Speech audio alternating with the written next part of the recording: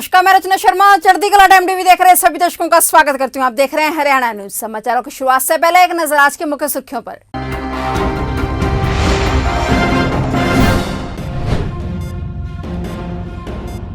Haryana cabinet की meeting की तिथि में हुआ बदलाव, सरकार ने ऑर्डर किए जारी।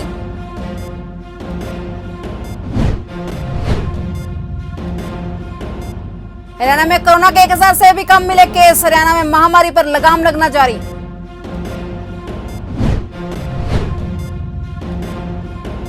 छापेमारी के दौरान गुस्साए किसानों ने की मीटिंग, गिरफ्तार किसानों की रिहाई की किसानों ने की मांग।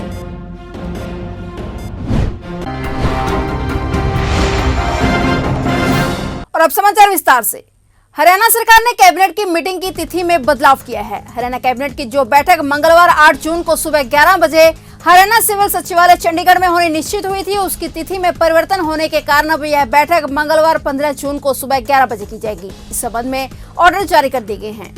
हरियाणा में इस महीने राशन डिपोओं पर सरसों का तेल नहीं मिलेगा। खाद्य एवं आपूर्ति विभाग ने पत्र जारी कर कहा है कि हैफेड के पास सरसों की उपलब्धता न होने के कारण जून महीने में सरसों का तेल वितरित नहीं किया जाएगा।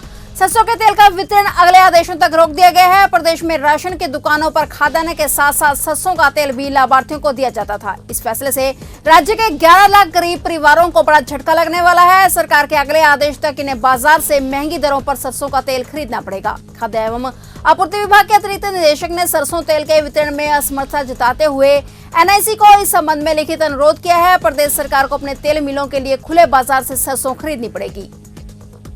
हरियाणा के चर्चित आईएएस अधिकारी डॉक्टर अशोक खेमका हमेशा सुर्खियों में रहते हैं। इस बार वो अपने ट्वीट को लेकर चर्चा में हैं। अशोक खेमका ने इस बार ट्वीट कर केंद्र सरकार के 3 कृषि कानूनों का समर्थन किया है और इन कानूनों के विरोध पर सवाल उठाए हैं। उन्होंने ट्वीट कर कहा है कि इस वर्ष किसानों को सरसों का बेहतर मूल्य सरकारी मंडी के बाहर मिला है। हरियाणा में किसानों ने अब की बार सिर्फ 25 लाख क्विंटल सरसों सरकारी मंडियों में बेची। इससे लगभग दोगुनी यानी कि 50 लाख क्विंटल सरसों किसानों ने मंडी से बाहर बेची है। उन्होंने कहा है कि ऐसे में क्या नए कृषि कानून सचमुच में काले हैं।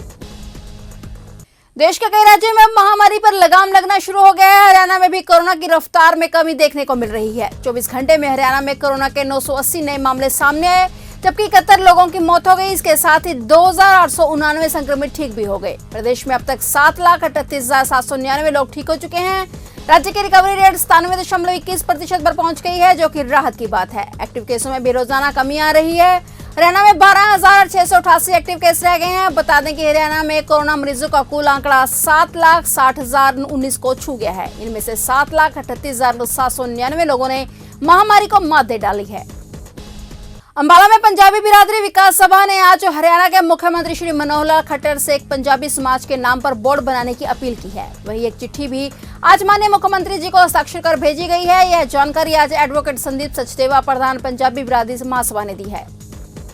आज हरियाणा के माननीय मुख्यमंत्री श्री मनोहर लाल खट्टर जी से पंजाबी बिरादरी विकास सभा हरियाणा ने हरियाणा के क्षत्रिय रोड वंश के लिए एक कल्याणकारी योजना चलाते हुए एक बोर्ड बनाने की अपील की है, ताकि जो हमारा अरोड़ा खत्री समाज है इसको भी समाज के योगदान के लिए मुख्य धारा में जोड़ा जा सके। हम माननीय मुख्यमंत्री जी से मांग करते हैं कि एक बोर्ड बनाकर समाज के कल्याण के लिए, राष्ट्र के निर्माण में पंजाबी समाज को भी जोड़ा जाए।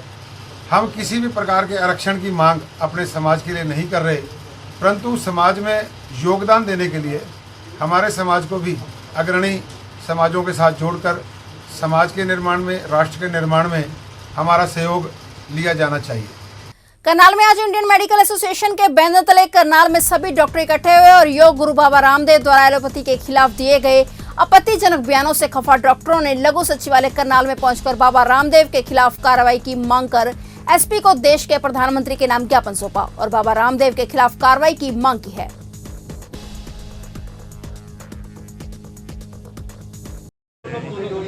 देखिए, ये हमारा विरोध प्रदर्शन किसी भी पैथी के अगेंस्ट में नहीं है। आयुर्वेद और योग हमारी सनातन परंपरा है, हम इसका सम्मान करते हैं और ये एक लाइफस्टाइल मॉडिफिकेशन के लिए बहुत ही अच्छी चीज़ है और कुछ हमारे को प्रिवेंशन के लिए, इम्यूनिटी बढ़ाने के लिए ज़रूरी है। मगर कुछ लोग जो अपने आप को स्वयंभू ठेकेदार समझते हैं आयुर्वेद का और योग का, जिसमें रामदेव सर्वोपरि है और वो कहता है कि मुझसे बड़ा कोई गुरु नहीं, मुझसे बड़ा कोई योगाचार्य नहीं और मुझसे बड़ा कोई बिजनेसमैन नहीं, वो गलत बयानबाजी कर रहे हैं। उन्होंने कहा कि जो डॉक्टर्स अपने आप को नहीं बचा सके वो दूसरों को क्या बचाएंगे। ये कोरोना शहीदों का अपमान है।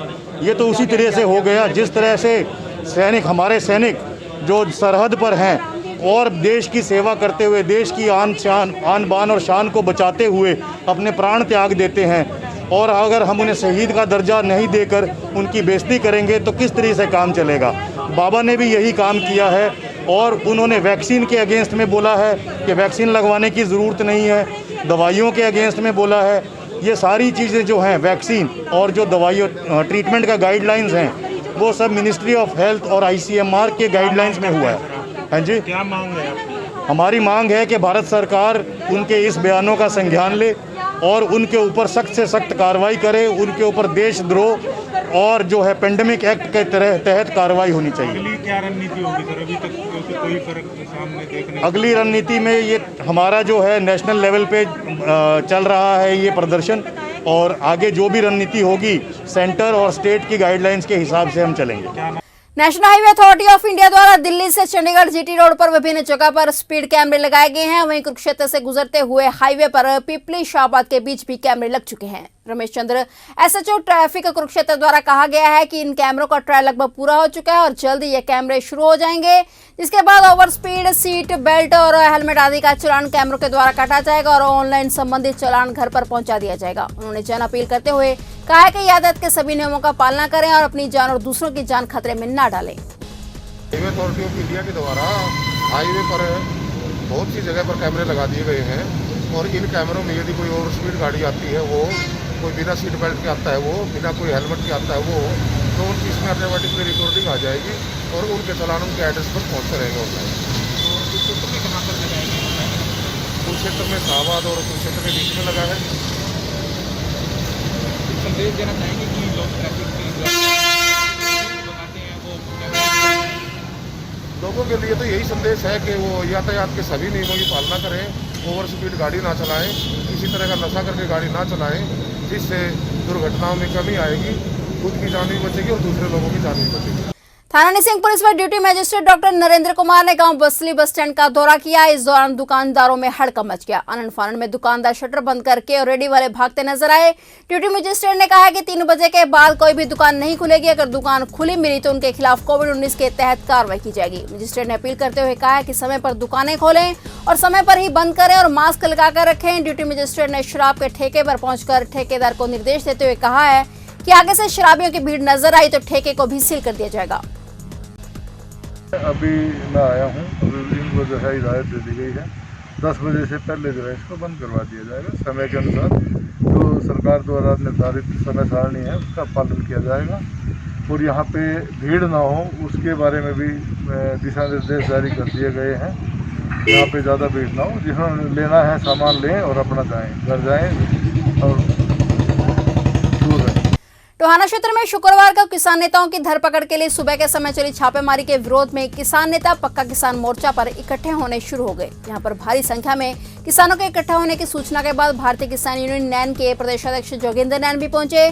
पक्का किसान मोर्चा पर पहुंचकर उन्होंने स्थानीय किसान नेताओं से विचार विमर्श किया। इधर किसानों के इकट्ठे होने की सूचना मिलने पर प्रशासनिक अधिकारी SDM गौरव अंतिल व DSP बिरम सिंह भी मौके पर पहुंचे। शासन के यहां पहुंचने पर स्थानीय किसानों ने जमकर पुलिस प्रशासन के विरोध में जमकर नारेबाजी की। उन्होंने गिरफ्तार किसानों की रिहाई की मांग की तथा छापेमारी की निंदा की।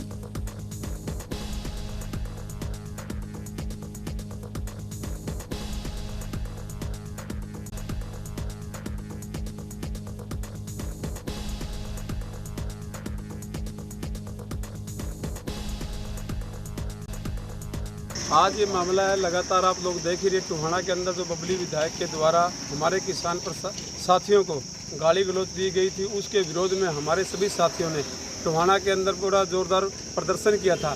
उसके बाद फतेहाबाद DC और SP फतेहाबाद ने किसानों से आश्वासन लिया था कि इन 2-3 दिन के अंदर जो टोहाना का विधायक है वह किसानों से बात करने के लिए तैयार है। उसके बाद प्रशासन अपनी बात से मुकर चुका है। वो बातचीत की बात को छोड़ करके हमारे किसानों के ऊपर रात को छापेमारियाँ शुरू कर दी और उस छापेमारी के विरोध में जो हमारे किसान साथी यहाँ पक्का मोर्चा टोहाना के ऊपर इकट्ठा होना शुरू हो चुके हैं। फिलहाल हरियाणा न्यूज में इतना ही। तब तक के लिए देखते रहिए चढ़ती कला टाइम टीवी और मुझे दीजिए इजाजत। धन्यवाद।